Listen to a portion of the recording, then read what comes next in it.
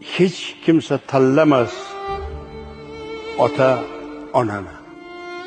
U kimdan tug'ilsa shudir onasi, uni kim yaratsa shudir otasi. Qay kunga duch kelsa shu zamonasi. Yangilash mumkindirlik zamonani. Ota-yu onani aslo hech qachon. U mangu hukmdir umring tongidan. Ehtimol 100 karra o'zgarsa jahon, u aslo o'zgarmas yana yangidan. Bulardan nolima, gunohdir.